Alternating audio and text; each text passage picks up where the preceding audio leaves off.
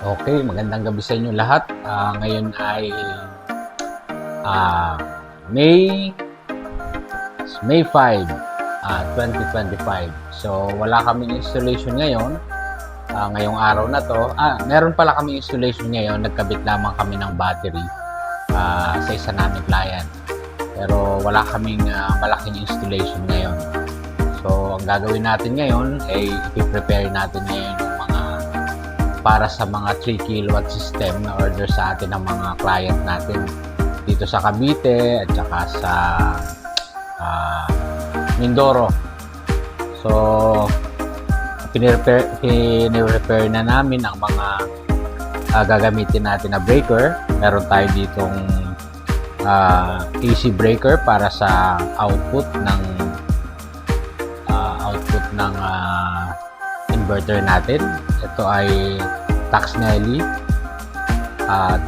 32 ampere. Meron din tayong AC protection device or SPD. Para sa PB, meron tayong DC breaker. Ang ginagamit ko is 20 ampere. Tsaka DC SPD na 600 volts. So, gagamit din tayo ng DC breaker para sa battery.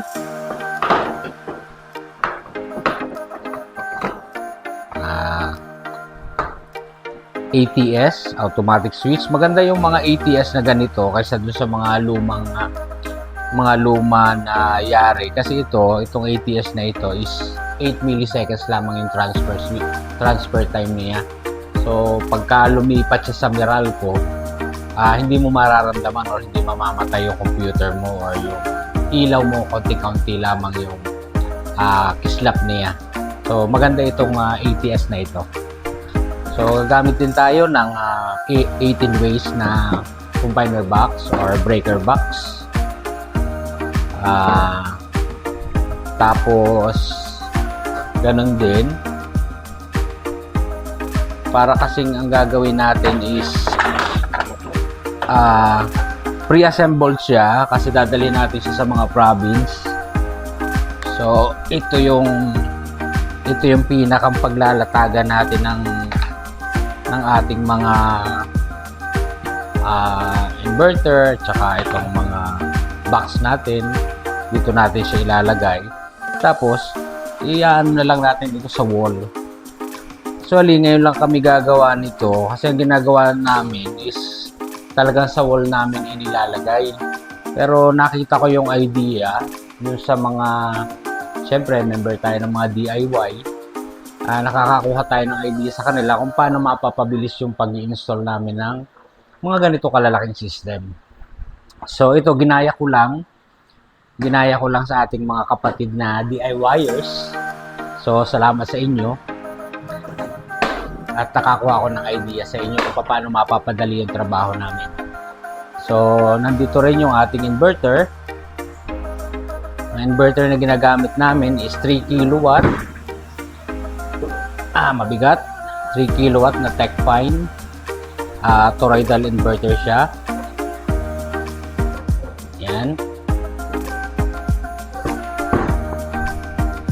Tapos lalagyan din natin siya ng tatlong PV panel na 550 watts. Ito yung panel natin.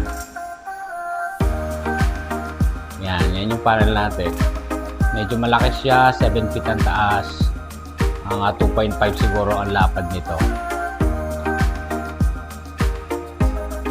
Ayun. So, bali, meron tayong order na, kung hindi ako nagkakamali, ay 5 na 3 kilowatt. Dadalhin bali siya sa, isa sa 13, isa sa 13 Cavite o 13 Martires Cavite, at saka 3 sa Mindoro, sa Oriental Mindoro. So, doon natin dadalhin ito pagka na-assemble na natin to. Kasi madalas daw wala daw kuryente doon. So, kaya nagpapa-assemble sila ng mga 3 kilowatt lang.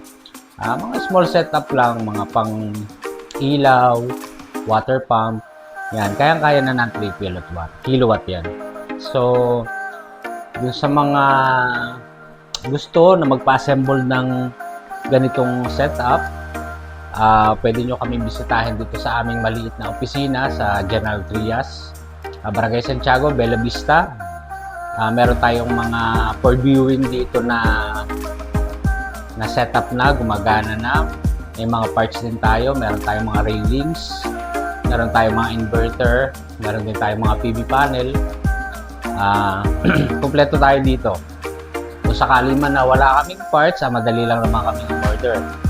So, sa mga taga-Cavite dyan, mga taga-Laguna na gusto ng affordable na setup ng solar energy, mag-message lang kayo sa page para mabigyan namin kayo ng recommendation at kung paano gagawin, kung magkano, pag-usapan natin yan. So, yun lang po. Marami po salamat.